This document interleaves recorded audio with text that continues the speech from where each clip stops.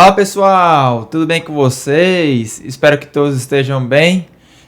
Sejam muito bem-vindos a mais um episódio de Espectro no Farol, o podcast da FP Comunicação que aborda sobre diversos tipos de temas. No episódio de hoje vamos falar sobre a sexualidade de pessoas neurodivergentes. A sexualidade é uma parte fundamental do ser humano, e isso não é diferente para as pessoas neurodivergentes, incluindo aquelas no espectro autista. No entanto, ainda é um tabu falar sobre afetividade, corpo, desejo e consentimento no contexto do autismo. E nesse episódio recebemos Érica Oliveira, que é psicóloga e educadora sexual, criadora da página Até a Sexualidade, onde compartilha informações e promove diálogos sobre sexualidade e neurodivergência. Então vamos dar as boas-vindas a Érica Oliveira, que já está aqui com a gente. Oi, Érica, primeiro de tudo, seja bem-vinda e obrigado por participar do episódio de hoje do Espectro no Farol. Olá, boa tarde. Eu agradeço demais o convite. Eu fico muito honrada em falar sobre um tema que eu gosto muito, já gostava muito, já trabalhava com sexualidade. E depois que veio o diagnóstico do meu filho, que é um menino, dentro do espectro autista, eu fiquei incomodada em não ter conteúdo, até mesmo pouquíssima pesquisa acadêmica que abordasse tal temática. Então, passei a me dedicar, até porque ele não é nenhum tipo de anjinho, ele vai crescer e ele tem todo o direito de expressar a sexualidade dele, não apenas ele, né, mas todas as pessoas que estão dentro do espectro autista ou que tenha qualquer outra neurodivergência. Então, fico muito feliz pelo convite, viu? Obrigada mesmo. Então, seja bem-vindo mais uma vez. E me diga uma coisa, antes de começar o nosso bate-papo, você contou um pouco da sua história, que seu filho é autista, que você gosta muito de falar sobre sexualidade. Mas antes disso tudo, como é que você se envolveu com o tema do autismo? O autismo em si, eu passei a conhecer, olha, é até meio estranho falar isso, eu sou psicóloga esse ano faz 20 anos. E na época da faculdade, eu não tive nada de contato, nada. Então, eu passei a ter contato, me envolver com a temática a partir de 2020, quando veio o diagnóstico do Ramon. Ele foi diagnosticado com 1 ano e meio, né? E aí eu passei a entender o que era, fui conhecer mães E seu filho autistas, foi diagnosticado na época certa. Foi. Ele tinha 1 ano e meio, foi intervenção precoce. E aí eu fui conhecer também adultos autistas, né? Até para entender toda essa trajetória. Conheci, fiz amizades, tanto com mulheres, com homens, e passei a me interessar pela temática e até ser um pouco ativista também pela causa, né? Que acaba não sendo uma causa apenas do Ramon, mas é de toda uma comunidade. Sim, é uma causa comum de toda a comunidade autista. Sim.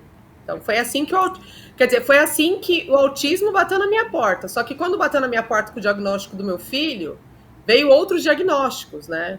Veio o meu diagnóstico de TDAH, da minha filha mais velha de TDAH, veio de um sobrinho, filho de uma sobrinha minha dentro do espectro autista. Existem outras suposições dentro da família também que está em busca aí de diagnóstico. Então, um diagnóstico abre uma série de outros também. Ah, então sua história é interessante. Não só seu filho, como também outros familiares seus também é autista, tem TDAH e outras Tem. deficiências. Impressionante sua história. Pois é. É o mais comum assim, né? Quando vem o diagnóstico de uma criança que abre ali para os adultos também, né? Sim, porque afinal o autismo não é só parte das crianças, como também a criança cresce, vai virar adulto e também tem que lidar com o diagnóstico na fase adulta também. Exatamente, exatamente. Aí a gente vai vendo que, infelizmente, pela ausência, eu falo por mim, né? Se eu tivesse tido uma intervenção, um acompanhamento desde cedo, talvez não tinha tido tantos prejuízos, assim, Uhum. né? Mas as histórias, infelizmente, são o que são e a gente tenta fazer o melhor daqui para frente, né? Sim, é verdade. Então, você disse que criou uma página que é Terra Sexualidade. Você poderia me explicar um pouco o que é essa página e o que te motivou a Claro. criar essa página de Terra Sexualidade?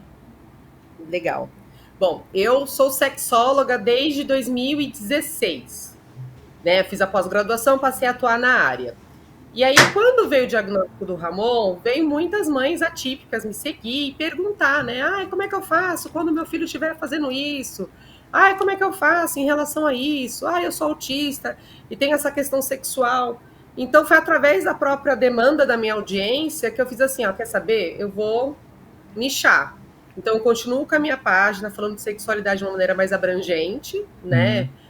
Principalmente disfunções sexuais, falta de desejo, disfunções sexuais. E o teste sexualidade ele é mais exclusivo para a educação sexual na neurodivergência, para as mães conscientizarem que é importante falar, que é importante educar sexualmente os filhos desde pequenos, para eles entenderem conceitos sobre o próprio corpo, sobre higiene, autonomia, Uhum. até não patologizar certos comportamentos que acaba sendo natural. O que precisa, na verdade, é uma conscientização e um gerenciamento para que não seja inadequado. Então, foi através da minha própria audiência, de mães atípicas ali me seguindo e perguntando que eu criei em paralelo. E a Uhum. partir de uns tempos para cá, eu tenho recebido alguns trabalhos, alguns convites de podcast, como eu estou aqui com vocês, algumas palestras para falar exclusivamente de sexualidade na neurodivergência. Ah, sim, impressionante. Tipo assim, sua página fala sobre só. Fala sobre como é que lida com a sexualidade no autismo e também outros tipos de deficiência. Fala, acaba falando mais sobre TDAH, sobre o TEA, falando um pouco também sobre o transtorno de humor, né? A bipolaridade, mas eu tento focar principalmente na educação sexual, né? O Uhum. que deve se falar na primeira infância, na segunda infância, na pré-adolescência, quando a menina menstrua, o que tem que fazer, o que dá para ser Sim, feito, como prevenção de abuso sexual infantil, sim, como é verdade. educar adolescentes para não terem comportamentos inadequados, de autoestimulação, e daí por diante. Sim, é verdade, isso tudo que você disse. É um assunto que. Sexualidade é um assunto que tem que ser tratado com muita delicadeza. Sim, sim, e tem que falar, porque assim, o que eu vejo, né, que os pais não estão falando, a escola também muito pouco. Quem está falando é a internet. E Uhum. quem está falando muitas vezes é a pornografia, que distorce totalmente ali o conceito de sexualidade. E ainda mais uma criança, um adolescente neurodivergente, consumindo esse tipo de conteúdo, levando isso como verdade absoluta. Então acaba se colocando numa situação até mesmo vulnerável. Então é como um alerta das famílias, de cuidadores, de terapeutas também, de não fechar os olhos para a sexualidade, porque ela está Uhum. ali, ela nasce com a gente. A gente nasceu, a sexualidade está ali. E aí é importante essa orientação para esse indivíduo se desenvolver bem, né? Ter uma Sim. boa qualidade de vida, ter essa possibilidade de vivência sexual dentro das suas possibilidades, ali dentro do seu contexto possível. Porque quando a gente fala de viver a sexualidade, eu não estou falando de viver o sexo. Tem algumas que talvez não consigam, mas vai ter o período da puberdade, possa ter o interesse da masturbação, e tudo isso precisa ser gerenciado, precisa ser falado, orientado, para que não tenha prejuízos. Sim, é verdade. É verdade. Temos que tomar muito cuidado também, que afinal, se você, como você próprio disse, hoje em dia as crianças, as pessoas aprendem tudo através da internet sobre o modo Uhum. de vida, como viver e como ter sua orientação sexual. É preciso muito cuidado e muita orientação para que com que as pessoas consomem na internet hoje em dia. Exatamente, tem muito conteúdo bacana. Conheci e conheço muita gente legal através do meio digital, né? Inclusive aqui vocês, o Espectro no Farol, mas Sim, tem muito conteúdo porcaria também, né? E se para o adulto às vezes é difícil filtrar o que vale e o que não vale, imagina para uma criança, um adolescente. sim, é verdade. Então, o que significa viver uma sexualidade neurodivergente? Bom, a gente tem que entender que a sexualidade neurodivergente vai ter alguns atravessamentos, né? E Uhum. um deles vai estar relacionado, muitas vezes, ao transtorno do processamento sensorial, de ter muita sensibilidade ou pouca sensibilidade, e os impactos disso no próprio corpo, nesse próprio expressar sexual. é importante entender que características da neurodivergência também podem estar ali dentro do própria sexualidade. Então, uma Sim. pessoa com TDAH, ela pode ter uma dificuldade ali de concentração no momento do prazer. Uhum. Uma criança dentro do espectro autista, ela pode ter uma repetição até dessa busca sensorial da autoestimulação, e não porque ele Sim. está com algum pensamento erótico, porque a criança não pensa erotismo. Não, A criança não criança está pensa em de busca jeito da nenhum. sensação. Exato. E as pessoas confundem, por isso que eu detesto quando as pessoas falam, é masturbação infantil. Não existe masturbação infantil. Não. Masturbação é quando a gente pensa em algo erótico. Quando a Sim. gente assiste algo nesse sentido. É autoestimulação. Ela quer sentir uma coisa, uma sensação, que pode ser substituída por um balanço na rede. Só que se a família fechar os olhos, repreender, bater, piora. Vira um comportamento ali disruptivo. Vira uma crise. Então, quando a gente fala da neurodivergência, é entender as características da neurodivergência e como isso pode impactar na sexualidade. Não tem uma receita de bolo, porque cada ser é único, mas é importante estar atento e fazer as intervenções corretas, até para que um comportamento hoje, pegando esse exemplo, né, da criança que vai lá, baixa as calças e se autoestimula. Quando é Uhum. pequenininho, tem famílias até que falam, ai, que bonitinho, nananã. E aí, só que essa criança vai crescer. Sim. E aí ela tem uma dificuldade de entender o contexto do que é público e do que é privado. Com 15 anos, 16, 18 anos fazendo isso na rua, tem sanção legal. Então, a educação sexual é nesse sentido, né? De educar, olha, Uhum. isso você tem que fazer no seu quarto, no banheiro, só você pode tocar seu corpo. E aí as adaptações necessárias, né? Porque pistas visuais é algo que adianta bastante e que falando Sim. muitas vezes para algumas crianças não vai absorver. Mas se você mostrar que no quarto, uma figurinha, no quarto você pode fazer isso, no banho você pode fazer aquilo, Uhum. esse comportamento é reduzido bruscamente. Sim, é verdade. E é importante falar sobre orientação sexual desde cedo e como fazer isso de maneira respeitosa. Olha, sobre orientação sexual, eu acho que a, ela vai surgindo à medida que essa criança vai observando Uhum. pessoas e vai se observando também, né? Então eu falo, uma criança que chega, um adolescente que chega com 11, 12 anos dizendo, eu gosto de meninos, eu gosto de meninos e meninas, é pertinente, é mais ou menos esse Uhum. período que começa a ter a formação da orientação sexual. Sim. E se de repente, quando é menorzinho, fala, ai, credo, vi duas mulheres beijando na boca, isso é feio, a gente vai e orienta, não, as pessoas amam quem elas querem amar, né? É uma forma de amor, e amor nunca é errado. Então, à Sim, é medida que as verdade, coisas vão mas. acontecendo, a gente vai fazendo a intervenção, né? Porque assim, se eu chego, coloco numa sala de aula, vamos fazer uma palestrinha, vem aqui, vamos ouvir todo mundo isso aqui. Não vai pegar. Uhum. Não vai acontecer. Então é Não, não importante vai. assim, aconteceu, fala. Aconteceu, faz ali uma intervenção para que entenda que a sexualidade assim, ela vai acontecendo no dia a dia. E isso é uma forma da sexualidade se manifestar. Sobre a curiosidade. Então, duas pessoas que se gostam, tá certo ou tá errado? Né? Então eu tô gostando do meu amigo e da minha amiga. Isso é certo ou é errado? Então a gente vai sempre falando de acordo também com o que a criança ou adolescente consegue captar. Sim.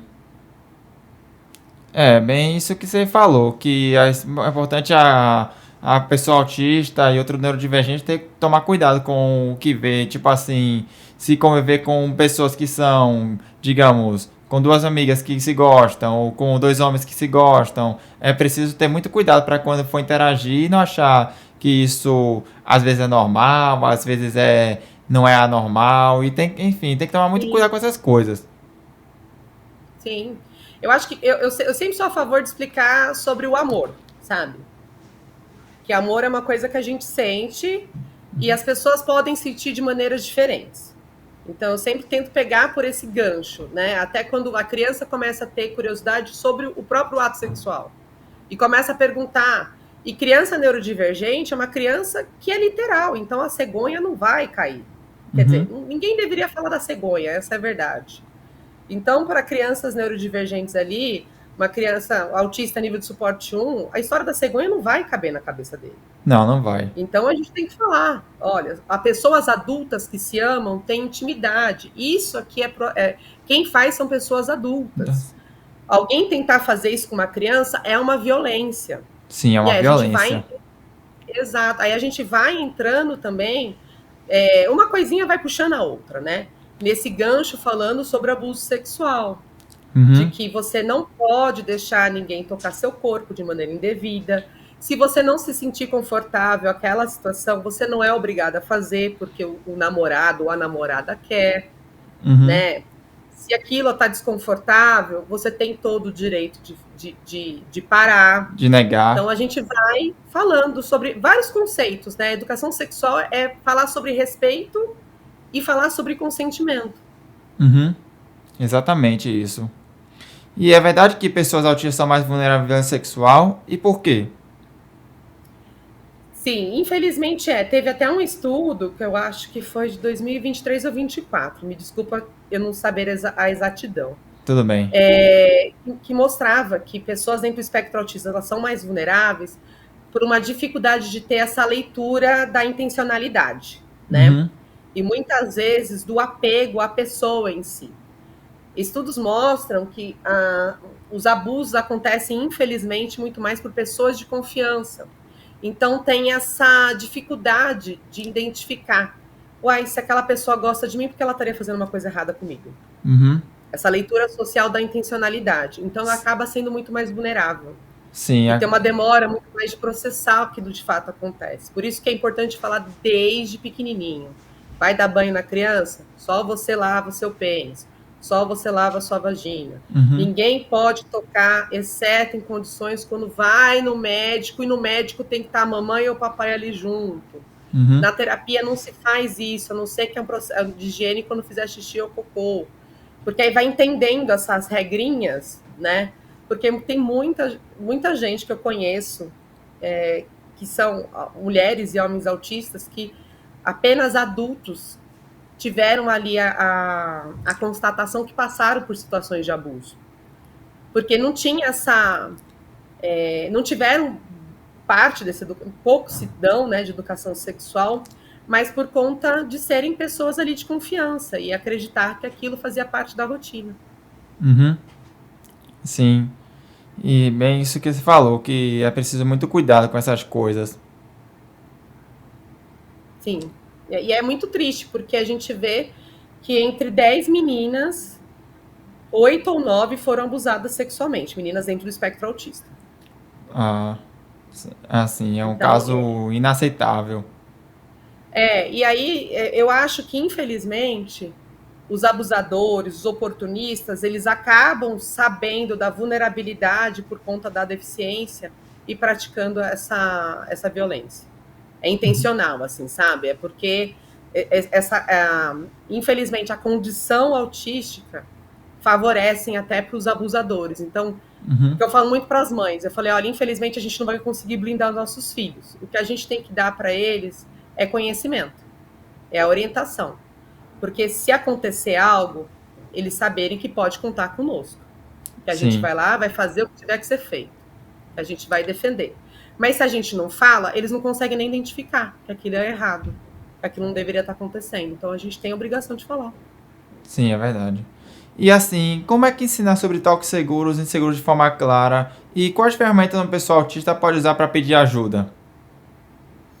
Bom, tem aí eu não estou com ele aqui, mas eu prometo que eu passo para o pessoal do podcast. Sim, passa depois. É um jogo que eu gosto muito. Passo sim. É um jogo que eu gosto muito de fazer com as crianças. Eu faço atendimento infantil também.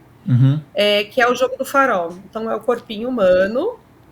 E aí eu vou desenhando e pintando com elas, né? Aonde elas podem receber toque, a gente vai pintar de verde, que é igual o farol, a gente pode passar. O amarelo é um ponto de atenção, que pode causar desconforto, e se causar desconforto, a gente breca na mesma hora.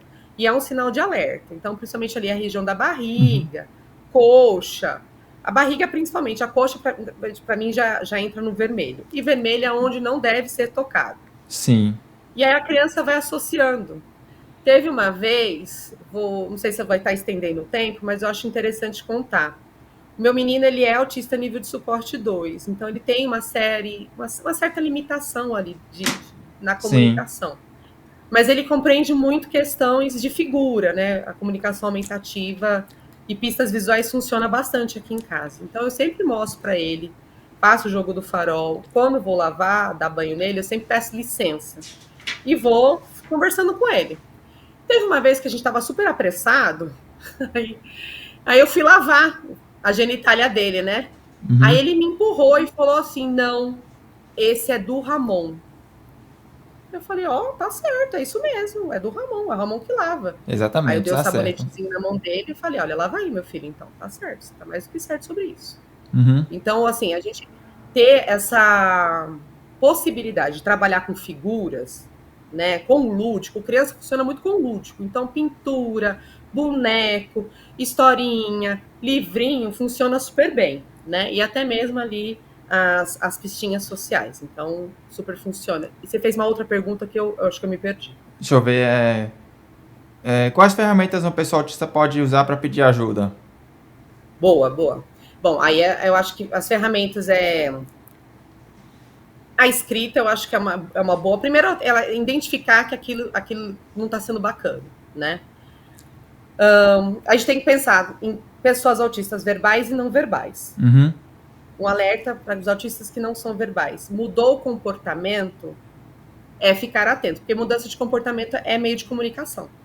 sim, Então, de repente, a criança ou adolescente, ou até mesmo autista adulto, passou a ter comportamentos, de distúrbio do sono mais acentuado, a busca ou a fuga de uma determinada pessoa, comportamentos hipersexualizados. Então, a gente está atento a isso, porque essa mudança é a forma como está se comunicando. sim, Uma pessoa que é autista, que tem uma limitação da comunicação na fala, passa, né, a ficar totalmente ali com mutismo.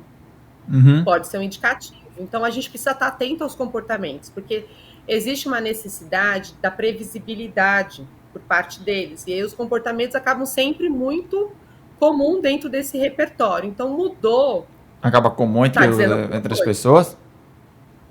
Oi? Acaba comum entre as pessoas? Não entendi, desculpa. Isso que você explicou é comum entre as pessoas? Da mudança de comportamento, quando indicativo de abuso, coisas assim, de alguma situação desconfortável, às vezes acontece. Às vezes é isso mesmo que acontece, né? Acontece. Eu vi um caso de uma menina que ela falava e ela parou de falar. Uhum. E aí todo mundo preocupado, né, de ser um autismo de regressão. E aí com o tempo ela foi novamente trabalhando ali, ela conseguiu verbalizar que ela tinha sido abusada sexualmente. Ah, sim. Então o mutismo podia ser. Isso falando de mudanças de comportamentos, que é importante a gente levar isso em consideração, tá? Que isso pode ser um indicativo de que a pessoa está pedindo ajuda, está Sim, tá pedindo acontecendo ajuda. algo. Outro é a gente tentar trazer através do lúdico. A gente pode fazer as brincadeiras ali com os bonecos, a gente pode fazer ali os quebra-cabeças, a gente pode incentivar a escrever se for ali alfabetizado. Então, de novo, é estar atento a comportamento. Se eu estou irritada, se eu estou estressada, se eu estou ansiosa, algo no meu comportamento vai mudar. Então tem Sim. alguma coisa acontecendo. Uhum. Exatamente. Não sei se eu Bom, te a gente sa... respondi. Bom, a gente sabe que as crianças autistas crescem, daqui a pouco chega na adolescência, naquela fase que tem a escola, que as pessoas, os adolescentes querem aquele tempo da, digamos, da imaturidade, que tem que namorar, que tem que casar, ter filho, essas coisas. Mas assim, para uma pessoa autista, como é que lida com afeto e amor romântico? Bom, é, essa fase vai da pré-adolescência, da adolescência, gente, é super comum e saudável, né? Ter essa coisa do o crush, a crush, eu tô afim, eu quero beijar, Uhum. né? Passa por isso. Sim. É que, lógico, infelizmente, por toda uma questão, às vezes, de dificuldade de se comunicar, o preconceito, o capacitismo, faz com que possa se sentir rejeitado, mas é normal, é comum e é saudável ter um interesse afetivo, Sim. né?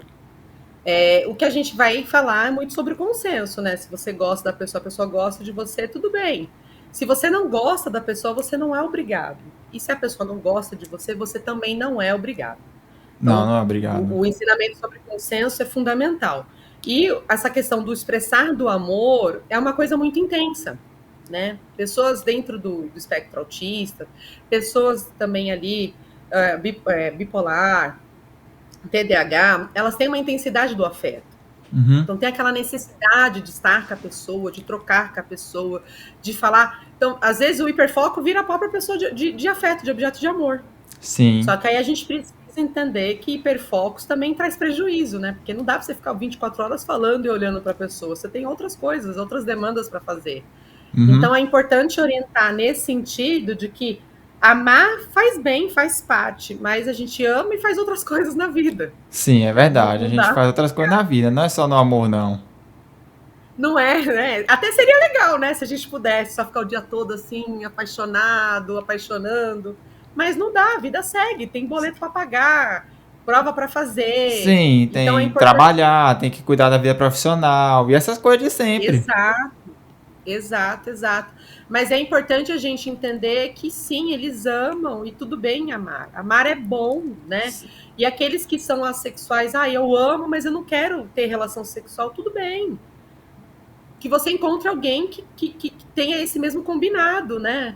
Que Aham. queira estar junto no relacionamento, mas que não queira envolvimento sexual, e tudo bem. Exatamente, Então, a gente é livre pra fazer o que quiser. Tipo assim, se a pessoa não exato, quer um relacionamento amoroso, ama, mas mesmo assim não tem interesse em ter um relacionamento amoroso, tem que deixar a pessoa livre, tem que deixar ela ser quem ela quiser. Exatamente isso. sim, é exatamente isso. Faz parte, gente. Amar faz parte. E a gente vê que todos aqueles conceitos que se tinha antigamente, a pessoa autista ela não tem essa capacidade, ela não tem empatia, é tudo uma mentira. Muito pelo Uhum. contrário, tem até uma hiperempatia muitas vezes. Sim, tem Sofre empatia. demais com as injustiças, né? Fica muito mal com aquilo quando uma coisa não dá certo. Então a gente precisa naturalizar. As pessoas autistas amam, né? E têm o direito de ser amadas também. Sim, tem direito sim. E assim, sobre relacionamento amoroso, como é que as pessoas autistas lidam com afeto e amor romântico? E quais são os maiores desafios em namorar ou manter relacionamento afetivo? Bom, que nem eu falei, né? Do amor romântico é uma coisa muito intensa. Que de repente a pessoa pode virar o hiperfoco e não querer fazer mais nada, aquilo que a gente acabou de falar. Sobre os desafios, eu vejo que o desafio da comunicação pode ser, muitas vezes, a interação social, as questões relacionadas ao transtorno do processamento sensorial, de Uhum. repente, essa coisa de ficar abraçado, beijando, ou do contrário, né, quando a pessoa tem uma hipossensibilidade, precisa disso muito mais. Então ela precisa de um toque muito mais apertado, de um beijo muito mais ali. Uhum. Então é muito de fazer esse alinhamento com a outra parte, né? Eu gosto assim, você gosta assado. Então vamos combinar dessa maneira. Então acho que os desafios principais são esses, de uma interação, né? Que às vezes pode trazer ali um shutdown, comunicar exatamente o que está sentindo, porque tem essa dificuldade até de reconhecer, isso aqui tá legal, isso aqui não tá legal. Uhum. Aí eu gostaria de fazer mais assim, mas será que a pessoa vai me julgar, vai ficar chateado comigo? E as questões do aspecto sensorial, que eu acho que isso interfere bastante. Sim, é verdade. E aqui uma dúvida muito comum é: se uma pessoa autista tiver filhos, eles também serão autistas? E existe hereditariedade direta? Existem casos de.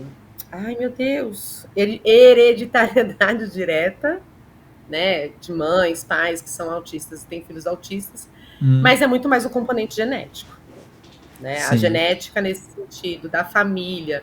Não necessariamente assim, eu não estou dentro do espectro autista, mas eu sou neurodivergente, eu sou TDAH. Uhum. Então, existem estudos que falam que há um percentual, acho que se não me engano é 30% ou 50%, não me recordo, mas de mães TDAH terem filhos dentro do espectro autista, né? Mas não é uma questão hereditária que vai ser totalmente ali. O pai então o filho vai ser. Não. Não, não Ah, quero. mas tem um avô, tem um tio.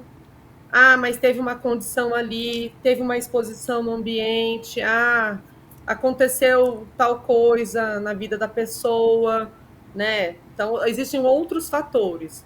Mas é uma coisa de pensar. Autistas faz autistinhas, Uhum. né? Então, por isso que é muito comum o diagnóstico de filhos trazerem diagnósticos de pais. Mas não é uma verdade absoluta. Pode acontecer, mas não é 100%. O fator genético ele é muito mais predominante.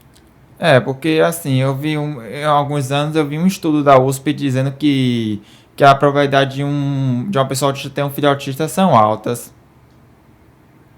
Isso sim, mas não vai dizer que é 100%, né? Que toda pessoa do espectro vai ter uma criança do espectro. É alto, né? Sim. Mas eu conheço bastante, assim. É uma deputada que eu gosto muito, ela se descobriu autista depois do diagnóstico do filho, Uhum. né? Então, acredito que é uma prevalência grande, né? Mas ainda não total. Por isso que se fala muito mais no componente genético. Sim. Então, a sua página fala sobre a existência de autistas trans, gays, bissexuais, assexuais. Como essa interseccionalidade é vivida? Nossa, pergunta excelente, muito boa. Eu acho que, infelizmente, a nossa sociedade é uma sociedade extremamente preconceituosa.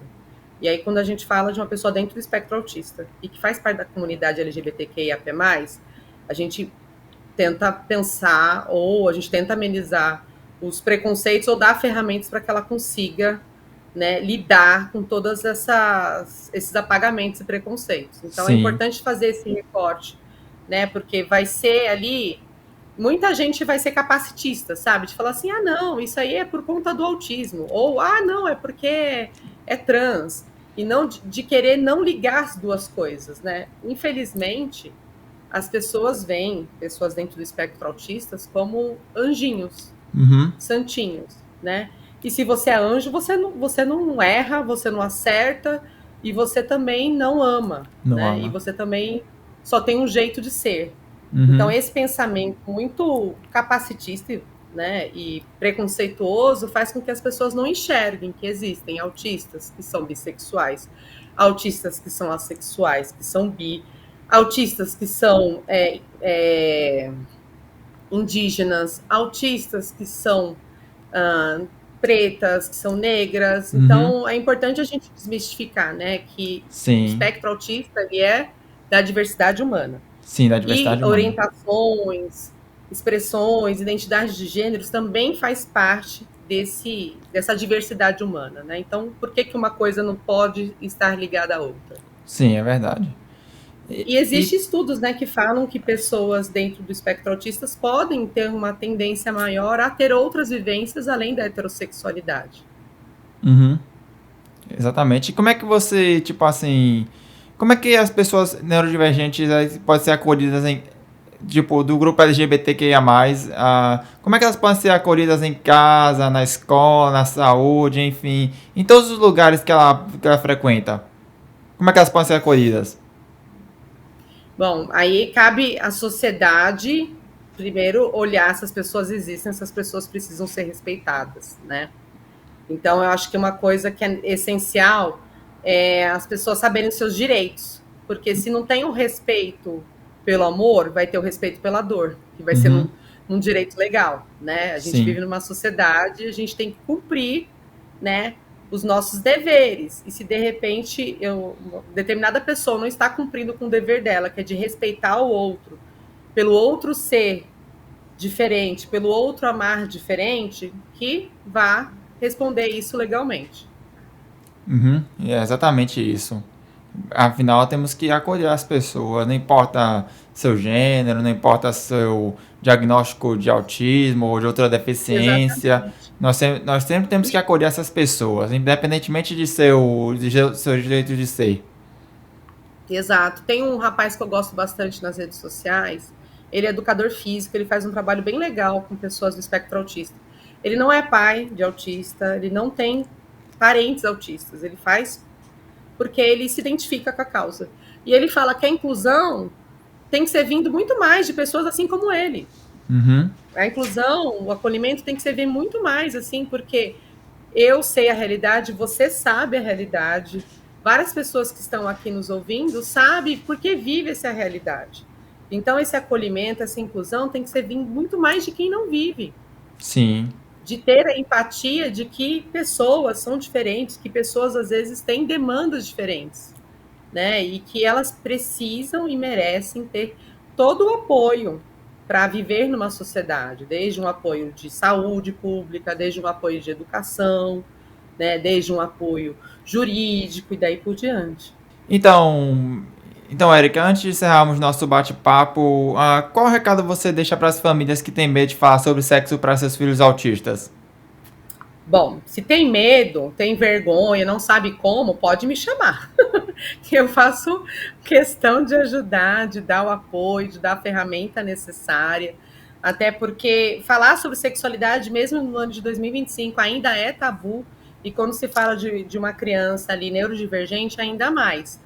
Às vezes na vida a gente não vai saber sobre tudo, né? E às vezes tem pessoas que têm limitações. Eu não consigo, isso para mim é muito traumático. Tudo bem, você não consegue? Procure alguém que consiga. Uhum. Eu não sei mexer em carro. Eu não sei mexer em mecânica de carro. Malemar sei colocar ali, calibrar os pneus. Mas eu sei que tem um mecânico para isso. Então, vou Sim, procurar um tem para isso. mecânico para me ajudar. Então, onde Exatamente. pensar? Se eu consigo, vou pegar orientação a respeito. Eu não consigo? Então essa pessoa vai fazer para mim. Vai me ajudar com esse aspecto aqui. Eu consigo, mas eu não sei como. É buscar orientação a respeito. Sim, exatamente. E para aquelas pessoas autistas que querem ver sua sexualidade com mais liberdade, qual é o recado que você daria para elas? Eu dou o recado que ela tem total direito disso, que ela é um ser que deseja, que é desejado também, e que se tem dificuldade de viver essa sexualidade por conta de qualquer situação, né? Porque não tem uma dificuldade de se comunicar, tem questões sensoriais, busque ajuda também. Uhum. Às vezes é uma questão de estratégia, de apoio, de terapia, até mesmo para poder se soltar, viver e sentir, né, o prazer, o amor de todas as formas, inclusive sexual. Uhum, perfeito, seus esclarecimentos, foi bom. Então, Eric, Que bom. você gostaria de deixar um recado final para nossa audiência?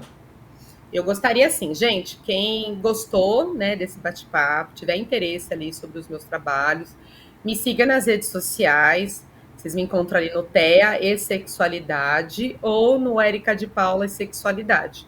Ali eu falo sexualidade de maneira muito aberta, muito franca, porque é o jeito que eu vejo, né? Que as coisas são abertas, são francas, precisam ser diretas para que o tabu seja cada vez menor. E eu agradeço novamente o convite, adorei participar aqui do Espectro no Farol. Nós agradecemos, Eric, a nossa equipe e nossa produção adorou sua presença aqui. Nosso Ai, bate-papo que bom, foi ótimo. que bom, fico muito feliz, de verdade. Então, gente, é isso. Vamos encerrando o episódio de hoje por aqui. Se vocês gostaram, curta esse episódio, comenta, compartilhe com seus amigos, com seus familiares, com todo mundo que você gosta. E sigam a Erika nas redes sociais também, que ela divulgou agora há pouco. Enfim, gente, eu vou encerrando por aqui. Um grande abraço, fiquem com Deus e até o próximo episódio.